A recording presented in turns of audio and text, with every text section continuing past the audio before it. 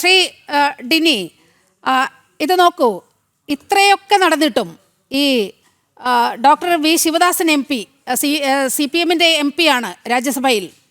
സ്വന്തം സംസ്ഥാനത്തിൻ്റെ പാഠ്യപദ്ധതി നിർണ്ണയിക്കാനുള്ള അധികാരം കവരുന്ന PM ശ്രീ കോപ്പറേറ്റീവ് ഫെഡറലിസത്തെ തകർക്കുന്നത് എന്ന് പറയുന്ന ഒരു മുടന്തൻ മുദ്രാവാക്യവുമായിട്ട് ഇന്ന് വന്നു നിൽക്കുകയാണ്. അപ്പോൾ വീണ്ടും വീണ്ടും തെറ്റിദ്ധരിപ്പിക്കുകയാണ്.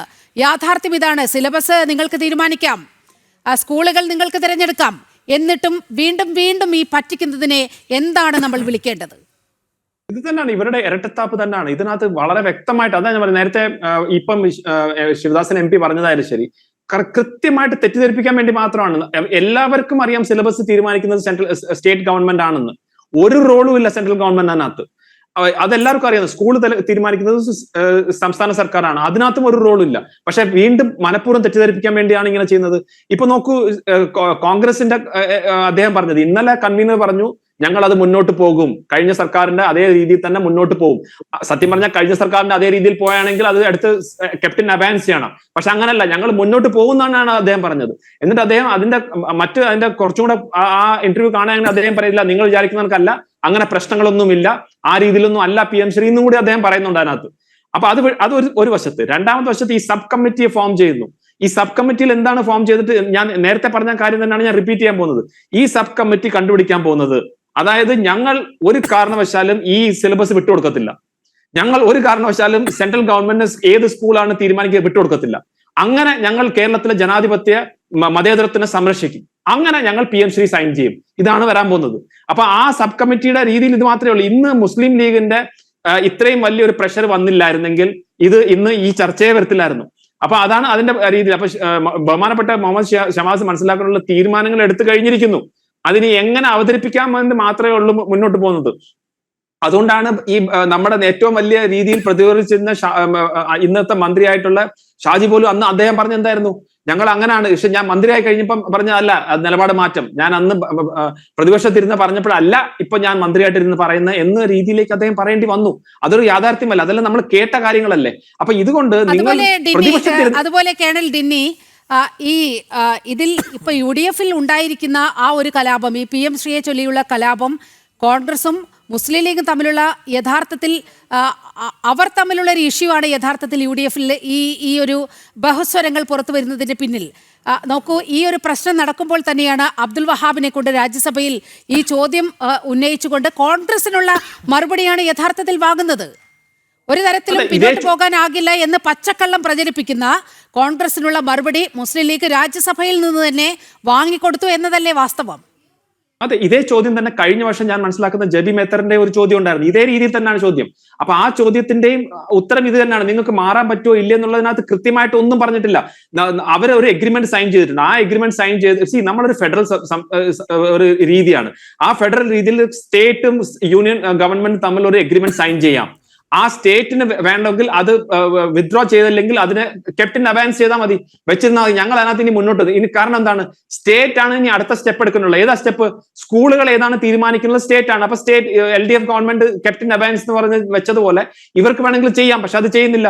ഇനി സ്റ്റേറ്റ് പക്ഷെ അങ്ങനെ ചെയ്താൽ ഇനി അടുത്ത സെൻട്രൽ ഗവൺമെന്റിന് കാര്യമുണ്ട്. നിങ്ങൾ അങ്ങനെ ചെയ്യുകയാണെങ്കിൽ ഞങ്ങൾ ഇതേപോലത്തെ പദ്ധതികളിൽ ഏത് രീതിയിലാണ് അതിന്റെ ഫണ്ടിങ് മറ്റു കാര്യങ്ങളുള്ള ബാധ്യത ഞങ്ങൾക്കും ചെയ്യാം. അപ്പൊ ഇത് രണ്ടുപേരും കൂടെ തുല്യമായിട്ട് നിന്നാൽ മാത്രമേ MOU മെമ്മോറാണ്ടം ഓഫ് അണ്ടർസ്റ്റാൻഡിങ് എന്ന് പറയുന്നത്, അല്ലാതെ വൺ വേ സ്ട്രീറ്റ് അല്ല. അതുകൊണ്ട് ഇപ്പൊ ഈ കാണിക്കുന്ന LDF UDFന്റെ തികച്ചും ഇരട്ടത്താപ്പും അവരുടെ വോട്ട് ബാങ്കിനെ എങ്ങനെ പ്രൊട്ടക്ട് ചെയ്യാം, ഈ വോട്ട് ബാങ്കിന് വേണ്ടി ഏത് രീതിയിലുള്ള ക്യാപ്സൂളുകൾ കൊടുത്തു കഴിഞ്ഞാൽ ഒരു പരിധി വരെ ഒന്ന് അടങ്ങാൻ പറ്റും എന്നുള്ളതിന്റെ മാത്രമാണ് ഞാൻ മനസ്സിലാക്കുന്നത്. മുസ്ലിം ലീഗും കോൺഗ്രസ് തമ്മിലുള്ള ഒരു പ്രശ്നമൊന്നും വരത്തില്ല. കാരണം അവരുടെയും കൂടെ അഭിപ്രായം എടുത്തിട്ട് മാത്രമേ ഇങ്ങനെയൊക്കെ ഒരു NDA കൺവീനർ വന്ന് പറയണമെങ്കിൽ തീർച്ചയായിട്ടും അതൊരു, പക്ഷെ അവർ നോക്കിയപ്പോൾ ഇത്രയും ബാക്ക്ലാഷ് വന്നുകൊണ്ട് ഇത്രയും ഒരു രീതിയിലേക്കുള്ള ഒരു ജനരോഷം അവരുടെ രീതി തന്നെ. ഇന്നലെ ഞാൻ വേറൊരു ചർച്ചയിലുണ്ടായിരുന്നു ചാനലിൽ, അവിടെ പോലും മുസ്ലിം ലീഗിന്റെ കോൺഗ്രസിനുകാർക്കും അവർക്ക് ന്യായീകരിക്കാൻ പറ്റുന്നില്ല. എങ്ങനെയാണ് നിങ്ങൾ ഈ യൂട്ടേൺ എടുത്തത്? ആ ന്യായീകരണത്തിന്റെ ഒരു പ്രശ്നം മാത്രമേ ഉള്ളൂ. വരും ദിവസങ്ങളിൽ അതിന്റെ ന്യായീകരണമാണ് ഞാൻ നേരത്തെ പറഞ്ഞ സബ് കമ്മിറ്റി.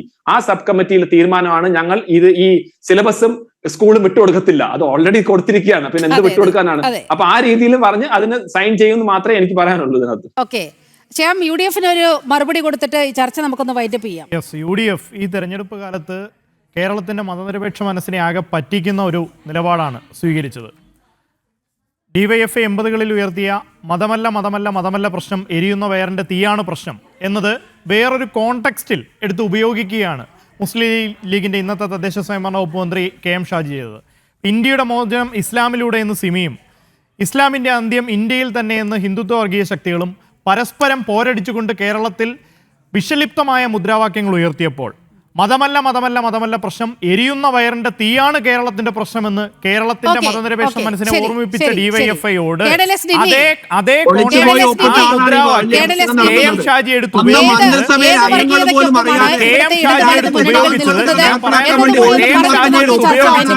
വളരെ ഞാൻ പറയേണ്ട കാര്യമില്ല. ഞാൻ 30 സെക്കൻഡാണ് അങ്ങേക്ക് നൽകുന്നത്. കേണൽ എസ് ഡിന്നി, ഇനിയും നമ്മളെല്ലാം കണ്ടായിരുന്നല്ലോ ശ്രീ ശ്യാമ, ആരാണ് പിണറായി വിജയന്റെ കൂടെ ഇരുത്തി ഇവിടെ ഏറ്റവും വലിയ ഒരു എന്താ പറഞ്ഞ മതേതരത്തിന്റെ ലക്ഷണം ഒത്ത ഒരാളായിരുന്നല്ലോ പിടിച്ചിരുത്തിയിട്ട് ഇദ്ദേഹമാണ് ഞങ്ങൾക്ക് വേണ്ടി വോട്ട് ചെയ്യണമെന്ന് പറഞ്ഞ് PDP നേതാവിനെ പിടിച്ചിരുത്തിയത് ഓർമ്മയുണ്ടല്ലോ.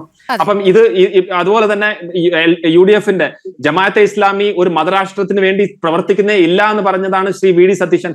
അപ്പൊ നിങ്ങൾ രണ്ടുപേരും ഒരേ രീതിയിൽ SDPയെയും PDPയെയും PFI ഒക്കെ നിങ്ങൾക്ക് ആവശ്യമുള്ളപ്പോൾ നിങ്ങൾ കൊണ്ടുവരികയും ആവശ്യമില്ലാത്തപ്പോൾ മാറ്റി നിർത്തുകയും ചെയ്യുന്ന രീതിയാണ് ഇപ്പൊ നിങ്ങൾ ചെയ്യുന്നത്. ഈ രാഷ്ട്രീയം, ഈ പ്രീരണ രാഷ്ട്രീയത്തിന്റെ ഭാഗമായിട്ടാണ് നിങ്ങൾക്ക് ഇന്ന് ന്യായീകരിക്കാൻ പറ്റാതെ പോകുന്നത്.